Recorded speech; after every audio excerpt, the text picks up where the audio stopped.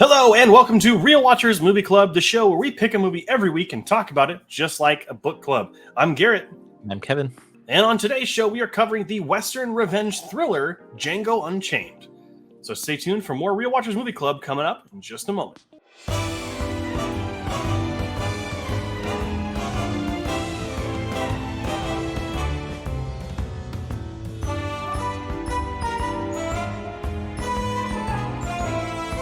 Released in 2012, Django Unchained was directed by Quentin Tarantino and stars Jamie Foxx, Christoph Waltz, and Leonardo DiCaprio. With the help of a German bounty hunter, a freed slave sets out to rescue his wife from a brutal plantation owner in Mississippi.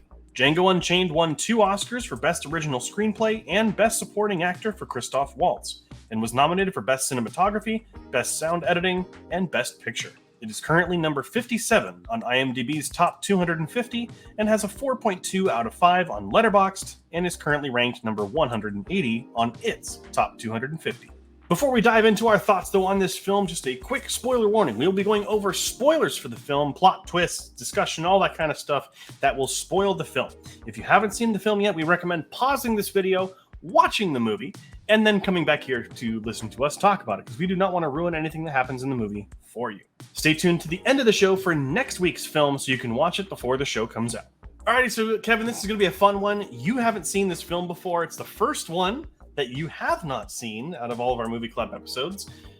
What are your initial first impressions before we dive in? First impressions was it's a very heavy dialogue movie, but I like those movies a lot, and it's I'm not really into westerns or anything like that, but after watching this movie, I kind of want to watch more westerns just to see how they are. And there's just this is like the gunplay, the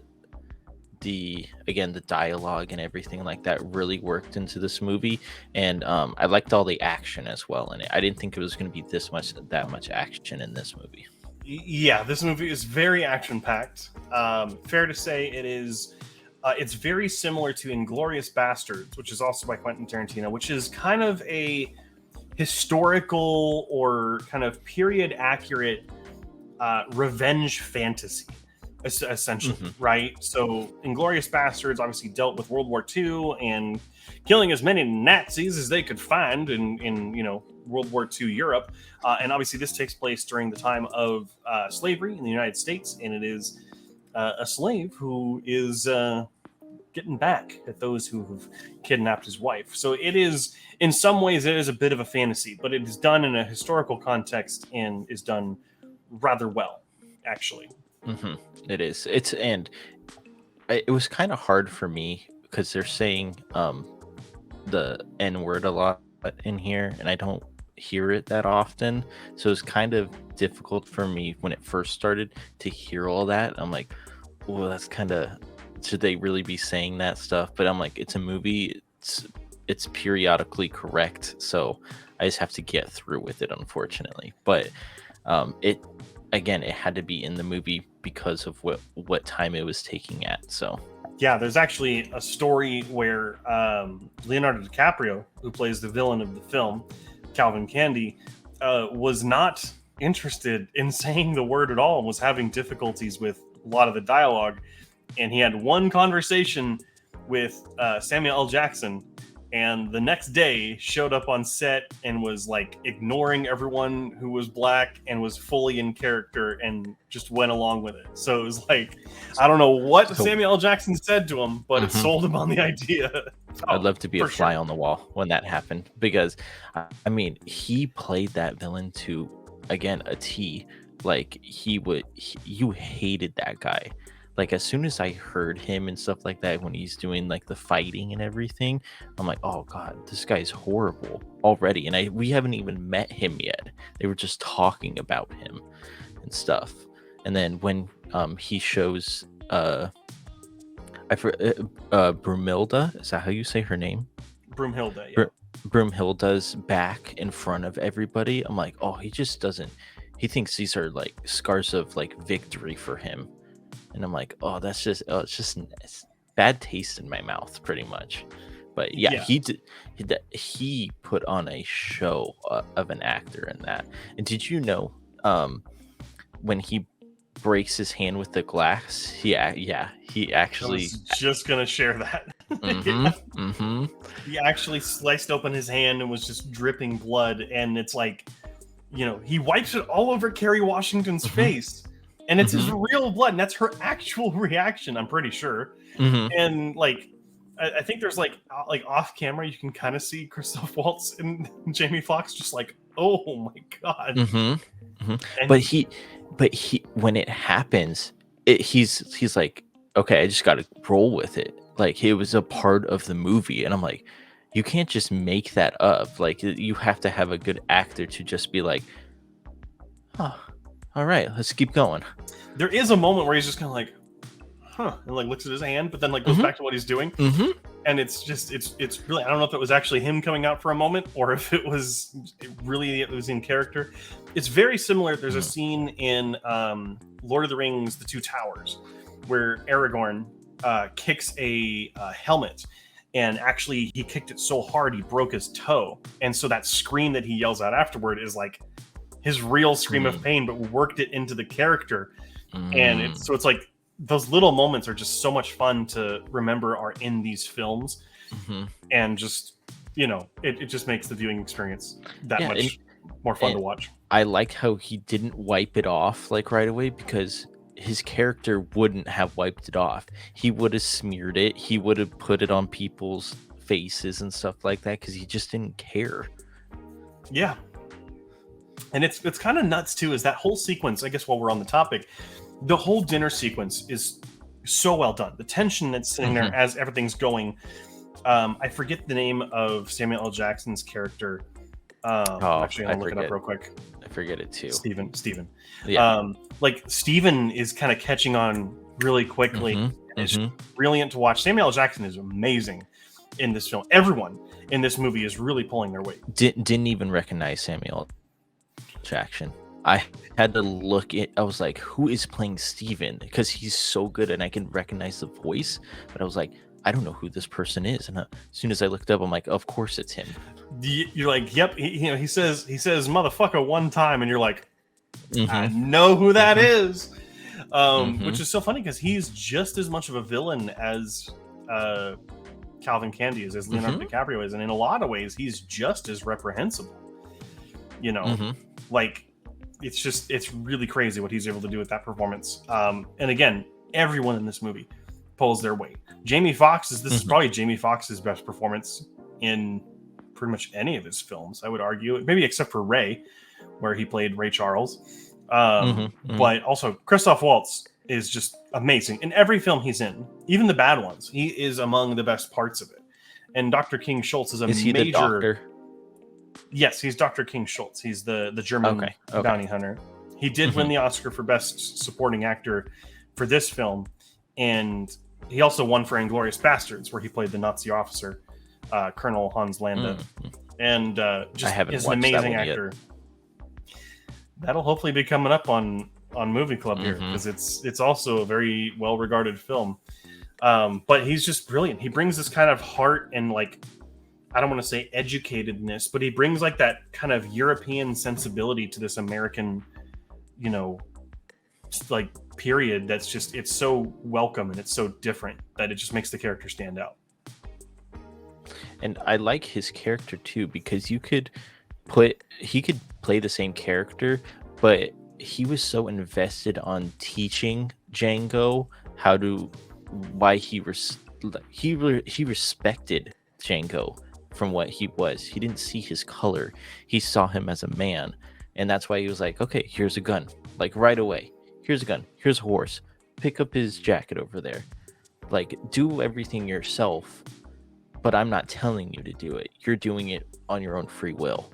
So that's what I liked about his character, was he didn't see racism or race or anything like that. He saw a human that wanted to do something good, so he brought him on the team, and the whole story goes off from there. So I really enjoyed his character, and in many ways kind of provides the platonic relationship that Django is missing. Besides the actual romantic one, obviously, that he wants to get back to, it's further setting up the arc that Django goes through, and it's a brilliant way for a character to be used as a tool. He's not a tool, but like to be used to further the character growth for your main character. It's fantastic. Yeah, well, like when they're up in the tree, and the doctor he's like, she's shooting one of the bounties down below in like the ravine or something, and Django's just watching him, and then the doctor goes, "Oh, you want to take a shot?" Just like not, and it was a little intense scene because you don't know if Django's actually gonna shoot him, because he's like, "Oh, he's getting away. You haven't taken the shot yet. He's getting away." And then it happens, and he goes, "Okay," and then it goes on to throughout his business. But he feels like Django wants to get revenge for what the whites did to him on the plantation and selling and all that stuff. So he's like, I'll give him his opportunity to shine, pretty much, and get revenge on everybody that he feels like he needs to get revenge on. And it's so much fun to watch their relationship grow, because initially he knows that Django knows where the Brittle brothers are, and that's why he goes for him. That's why he buys him from the slavers in the beginning. I say buys because I don't know they actually got the money. they're no longer in this mortal world. But and then even like the first time they're sitting there enjoying the beer together, he's like, I hate slavery, but I'm gonna make it work to my advantage just this once because you have something I need, and like I'm willing to make this work. But then it becomes so much more than that, a friendship, almost a father-son dynamic. And then obviously at the end of the film, Django could have just backed away and been like, that's all him, I'm sorry, but he didn't. He went out there to avenge Dr. Schultz, and that just shows how much that character ends up meaning to him, and it's just brilliant to watch. And the two of them have a really good chemistry together. Yeah, even when they're in the first town and they sit in the bar, and he's like, "Go get the marshal," or no, "Go get the sheriff, not the marshal." And then he's like, "What kind of beer do you want?" And Django doesn't answer at first, and he goes, "No, what kind of a beer do you want?" And then he pours the beer, and Django looked at him like, "I usually do that for your kind, not the other way around." So he's still trying to put it all in his mind that he doesn't, the doctor doesn't care what he looks like. And I love nothing's making sense at that point. Yeah, exactly. But I love when the doctor says, remember, go get the sheriff and then the marshal," which is nice because and when I was watching it, I was like, why does he care who he gets? And then it happens, and you're like, oh, okay, I understand now. It's one of those Tarantino things. There's always a deeper meaning to why a character is doing what they're doing, and it's never told to you until the right moment. And it's just, again, it's brilliant story writing.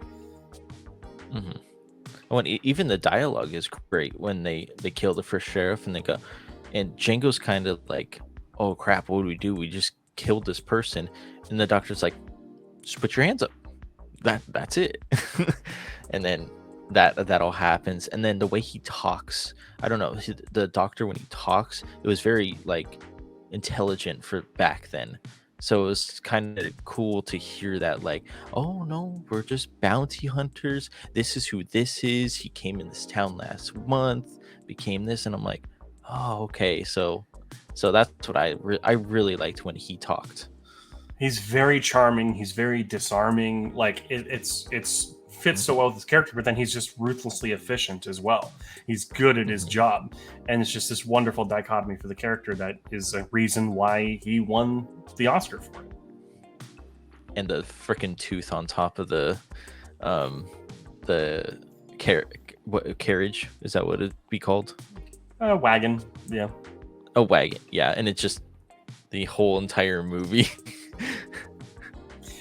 and then just gets wonderful. It becomes a wonderful explosive later on in the film. And that's actually kind of leading into another topic I wanted to talk about, which is like, obviously this film could have gone the route of there's one of two routes it could have gone down, right? It could have gone down the route where it makes everyone who is against Django and Schultz like evil, reprehensible people. Or it could have made it where they're jokes. They're stupid. But I feel like it carefully balances both, right? Like you do get some characters who are just stupid, right? Like the entire KKK sequence in this movie is hysterical. That was so funny. So no one brought an extra bag. Like, my wife worked so hard on this bag, and all you guys can do is complain. And you think Jonah Hill was one of them? Yeah, I was so surprised to see him. I was like, wait, he's in this movie? I made the whole worst. I think I made the whole worst. We should all thank your wife by making these holes, but I can't see when I ride. Let's just say, that what she did was a nice idea, right? But it could have been done better. Yeah, and they have just ropes tied around their neck to keep it on. Well, that's like, how you would have done it back then, if you want to keep it off while you're riding a horse. But it's just, but like that's an example of how they treat some of the villainous characters stupid, right? But then you get to Candyland, and it's like a complete 180. Everyone is, I would say, competent, right? They're smart. They know what's going on. Like it's much more threatening, and it's kind of like it's almost disarming for Django as it is for us, right? Like, oh no, these people are actually like they know what they're doing, So it's just a fantastic little dichotomy of what's going on. But then also like when he gets kidnapped by not kidnapped, when he gets he's on the route to be taken to the mining company, and he goes up against the Australian slavers. Like he just handles them so well. It shows not only, but that scene is so important. And usually when I first saw the movie, I didn't like that scene because I was like, oh, Quentin Tarantino's in it. Like he put himself in the movie, and then it's kind of weird. But then like you look at it now, and it's like, no, he's using what he learned from Schultz. He's charming the pants off these people before he shoots the shit out of them. It's again a brilliant way to cap off what that relationship meant. Even having the wanted dead or alive poster in his pocket while he's still in the cage, and he goes, no, just check my pocket, it's right here, this is who it is back there, you left 11,000. No, it's actually 1150, like $11,500. So, and he kept sweet talking him like, bro, I'm nothing, why don't we go back there and get what you really want? Yeah, again, just pure brilliance.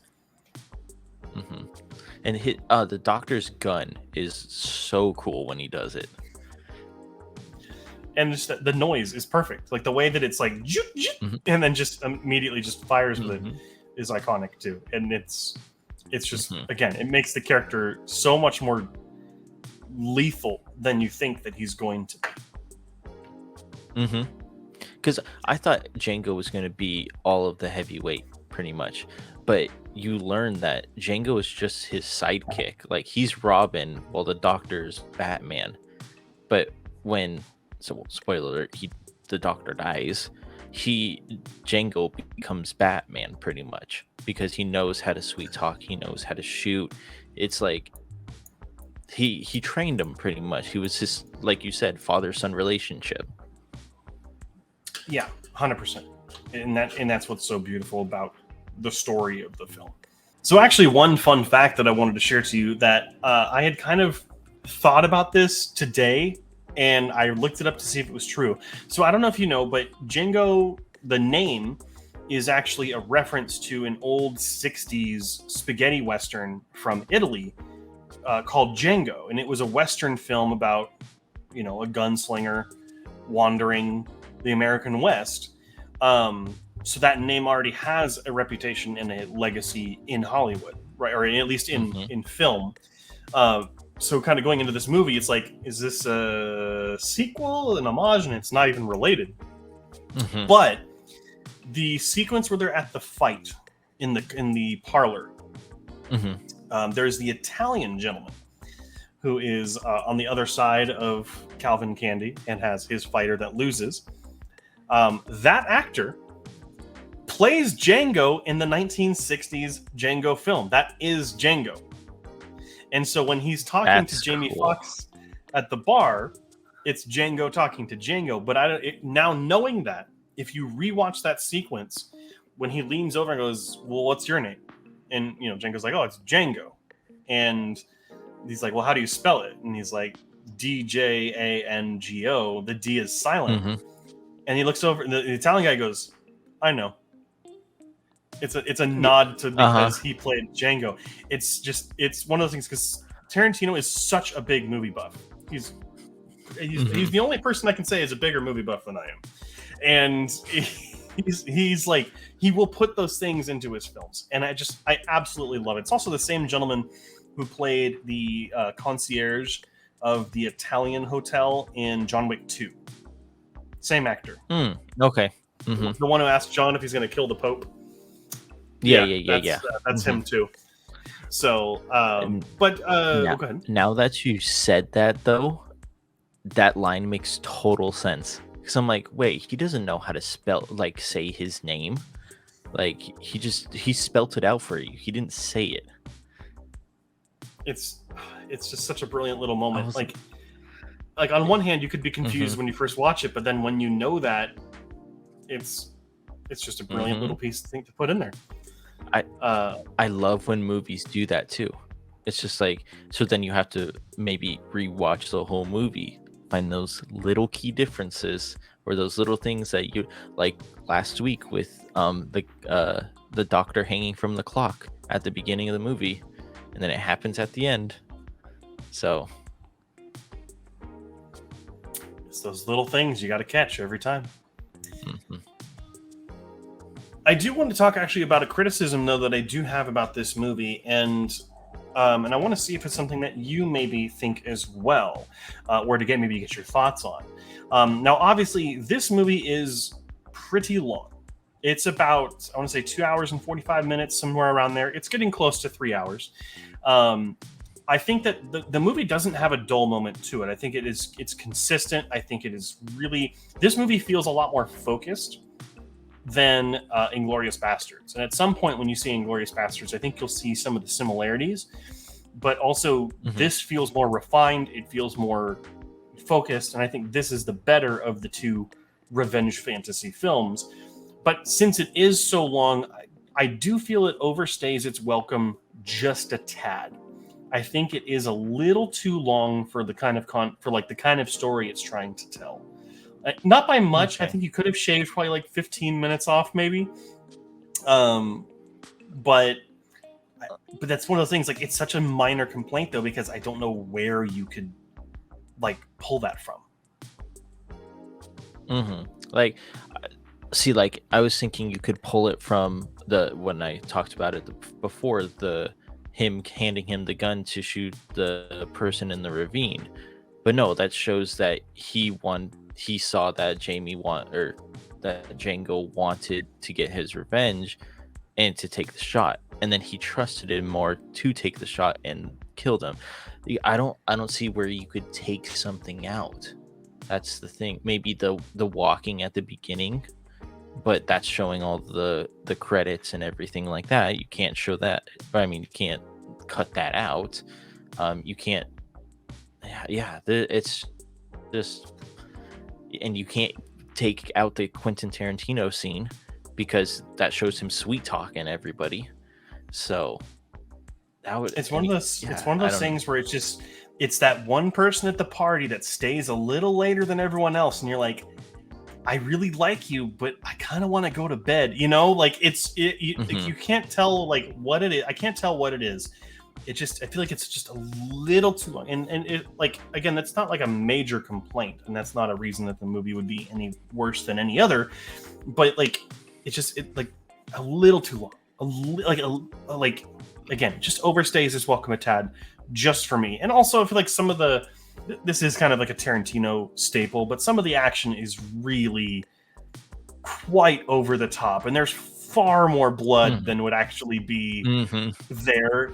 But it's a stylistic decision, and I think that, you know, it's going for a mix of Western, you know, action film and a little bit of blaxploitation in there, in terms of the filmmaking. So it makes sense, but it's a stylistic decision that may not land with everyone. But I liked all that blood because, I mean, back in the day they had just some types of ammos. People didn't really know what they did, but splatter, just splatter it, like put it all over the walls when they're doing the mansion scene and stuff like that. Oh, and I loved when Django goes back to the mansion and he's talking to Kara, I think her name's Kara. She goes, "Okay, Kara, say goodbye to what's the sister?" I gotta look because I don't know the name off my head. Lara or Laura? Laura. Say goodbye to Miss Laura. What? Say goodbye to Miss Laura. Goodbye, Miss Laura. Bam. Just like, and she, dude, she gets, and she flies off the screen. She gets fucking yeeted, and it's like, physically it doesn't make sense, but you don't care. Like, no. Again, like, I was rewatching it this time, and I was thinking, like, why does she deserve to get yeeted like that? And I realized she's the one that decides for him to be sent to the mining company. So, like, yeah, she's gonna get yeeted. Like, well, and then in that same sequence when Samuel L. Jackson is talking with Django, and Django just keeps shooting his kneecaps. He doesn't go for the lethal kill. He wants to make him suffer, just because he knows that Samuel L. Jackson's character is black on the outside, but he feels white on the inside because of how long he's been with his master, pretty much. It feels so weird for me saying that because I don't like saying all that stuff, but it's like that's how he feels. He feels like he is white because of how long he's been serving to Mr. Candy. So in many ways kind of feels like a father figure, or like some sort of, you know, almost like a Schultz to Django type role, because he's probably been, I think they said somewhere in the week he's in his 70s. So like he's been there longer than Calvin was been alive. And he's been with like the previous generation. So like it's no wonder that he gets, you know, horrified and mortified. And like even like these people who are routinely mistreating everyone that works on the property treat him with at least a little bit more respect and dignity than they would any other slave working on the property. So like it kind of lends in again to more of that villain status that, you know, and in kind of ways, in some ways, he does kind of feel like a puppet master behind Calvin. There's like when he asks Calvin to come into the parlor or the library, and he's sitting there swirling his drink like a James Bond villain. He's like, he's a little bit higher up than he says he is. You know, it again, brilliantly performed by Samuel L. Jackson and just well written by Tarantino. Like it's a great villain. And then when they first meet Mr. Candy, he goes, the waiter that brings him up the stairs goes, "Oh, call him Monsieur Candy." And then the doctor speaks French, and he goes, "Oh, no, don't, he doesn't speak French. Like, don't." But you put that little comedy aspect in there, and it makes it funny. It's just, it releases some tension. You're meeting this villain. Oh, but he doesn't speak French, but he likes to be called Monsieur Candy. Like, I thought that was so funny when that happened. He likes to be called Monsieur Candy. They're like, oh, yeah, don't speak French. No. It is another ridiculous character trait that just plays into that character so beautifully. Yeah, because he's not from France, but they have to call him Monsieur Candy for no reason, just because he wants to be called that. Also, brilliant moment I want to call out too is after Schultz agrees to pay the $12,000 for Hildy or Broomhilda, and they're in that library, and they're talking about the slave that was essentially fed to the dogs, and they're going on talking about Alexander Dumas, and Leonardo DiCaprio's like, "Oh, you some sort of soft-hearted Frenchie because he doesn't like what we're doing here," and he's like, "No, Dumas was black." Yeah. And the look that comes over Leo's face is just, again, it's perfect. And I mistakenly said earlier that Leo was nominated for an Oscar. He was not nominated for an Oscar for this film. I think he should have been. But he was nominated for a Golden Globe. So this was a very good performance on his part. Honestly, it's probably one of my top 3 DiCaprio performances. Again, a brilliant villain, and so against type for what he usually plays. Yeah. The only person that could have done a turn of face more drastic than that would probably be like Tom Hanks. I can't see him in this movie. I can see Leonardo way better. He's more like scruffy and stuff. Tom Hanks is more like polished, like but no, Leo can get down to his nitty gritty. Like his teeth were all brown and yellowed and stuff from all the smoking, and he plays it to a part. He plays a villain that's a villain, and he doesn't care who knows he's a villain, pretty much. Yeah, well, because that's the thing, right? They don't think they're villains, and that's what makes a good villain. Well, among many things, it makes a good villain. And I loved how, I don't know if it was, it was in the field, where they're picking cotton in the field, and Django shoots one of the last ones off the horse, and then the blood splatters onto the cotton. I mean, it was beautiful. Like I love that scene, that picturesque scene right there. You're picking up on cinematography, my friend, and how it can make a difference in your story. We've reached a pivotal moment in Movie Club where Kevin is finally noticing cinematography, and I'm so happy for you. Because that moment it's great. And also, like, on that same subject, the moment where Django is being held in the barn, essentially, and being interrogated or whatever. If you ever notice, in that situation, obviously Django's upside down. He's naked. He's hanging. He's very vulnerable. But then the camera is always down low, angled, looking up at Samuel L. Jackson. You're looking from his point of view because this person is standing above you. Again, another reason why this film was nominated for cinematography. It's brilliant, and it works. And usually, I'm not a fan of the Dutch angle, but here. It's offsetting, and it's off. It makes you feel off, just as he does. But then at the end of the movie, it's switched. You're in Django's perspective on top of the mansion, on top of the stairs, looking down on Samuel L. Jackson. So it's like they flipped it on when he comes back. Yeah, well, he is that 1 in 10,000. All right, so Kevin, this is your first time seeing the movie. What's the score you gave it? What are your final thoughts? Final thoughts are, this is one of my favorite Quentin Tarantino movies. I haven't seen all of them yet, but this is my number 1 so far, just because of how much I enjoyed it. I gave it a 4.5 stars out of 5 on Letterboxd. I don't do the hundreds because it's too many numbers, but 4.5 stars to me is an A. All the way, so I give it an A, pretty much. Gotcha. He's giving it an A for all the way. I on my Letterboxd, it has the star system, but I also have the score. I gave it a 4 stars out of 5, which equates in my scoring to an 89 out of 100. My final thoughts: I said this revenge fantasy is enjoyably disturbing and violent, but it's a little too long. And even though there isn't a dull moment, it does overstay its welcome just a tad, like we talked about earlier. but I still love this movie. I think it is, of the newer Tarantino films, I think this is probably the best of the newer ones.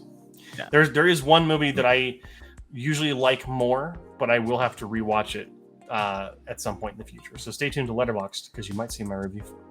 So now the question falls to you. What do you think about Django Unchained? We'd love to hear your comments and questions and criticisms down in the comment section below, but make sure to be respectful of everyone else's opinions. Next week, we'll be covering the classic horror thriller, The Silence of the Lambs. So make sure you watch it before the next week's episode so you're not spoiled when the time comes. That being said, thank you so much for watching. Make sure to like, comment, and subscribe here to us on YouTube. We also have our weekly live streams that go up on Tuesdays at 7 p.m. And make sure to follow us on other social media at Real Watchers everywhere, but especially on TikTok and here on YouTube as we have more short-form content coming very soon. Thank you so much again for watching, and until next time, make sure to keep your eyes on the screen.